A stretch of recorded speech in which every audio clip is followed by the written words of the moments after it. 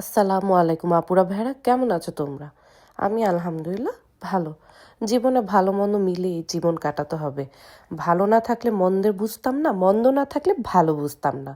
তো এটা হচ্ছে একটু অন্যরকম ভিডিও। এটা কোথায় জানো? এটা হচ্ছে স্পেন বার্সেলোনা রাজার বাড়ির সামনে।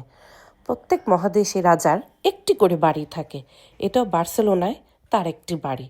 দেখো, ওদিন ছিল বাড়ির সামনে একটি প্রোগ্রাম। হাজার হাজার লক্ষ লক্ষ মানুষ ভিড় করেছিল। এত সুন্দর ছিল প্রোগ্রামটা, সবাই গান গাচ্ছিল, ডান্স করছিল এবং মানুষকে আনন্দ দেওয়ার জন্য যত রকম কারিকুলাম আছে সব চেষ্টা করেছিল। এটার নামই হচ্ছে বিদেশ। বিদেশে কেউ ভাবে না আমি বড় লোক, তুই গরিব, আমি মধ্যবিত্ত, এটা কেউ ভাবে না।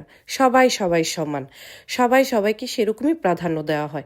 এজন্যই তো ওরা অনেক ভালো থাকে, হাসি খুশি থাকে, সবসময় ভালো থাকার চেষ্টা করে। তো যাই হোক আপুরা ভাইয়েরা, দেখো লক্ষ লক্ষ মানুষ ভিড় করে বসে আছে শুধু তাদের প্রোগ্রাম দেখার জন্য রাজার বাড়ির।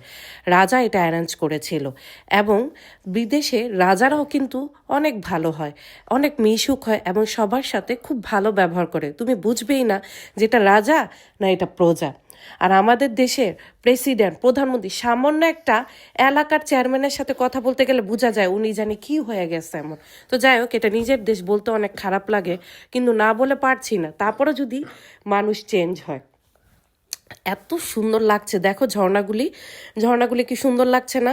তো আমি চিন্তা করলাম যে ভিডিওটা যদি তোমাদের সাথে শেয়ার না করি, তোমরাও দেখবে না আর আমার মনে আনন্দ লাগবে না। কারণ আমার তো উচিত তোমাদের সাথে শেয়ার করা, তোমাকে আনন্দ দেওয়া, তাই না বলো? জানি না কতটুকু আনন্দ দিতে পেরেছি, কতটুকু তোমাদের ভালো লেগেছে। তবে তোমরা যদি আমার কমেন্ট বক্সে জানাও তাহলে আমি অনেক ইনকারেজড হবে, অনেক ভালো লাগবে, বুঝছো? তো যাই হোক আপুরা, পুরো ভিডিওটা দেখো এবং দেখে কমেন্টস করো। আর কেউ মন খারাপ করবে না। যা বলার তাই বলেছি, চেষ্টা করেছি, তাই না? দেখো কত সুন্দর ঝলমলে, তাই না বলো? সন্ধ্যা সন্ধ্যা হয়ে আসছিল আর চারিদিকে ঝলমল ঝলমল করছিল।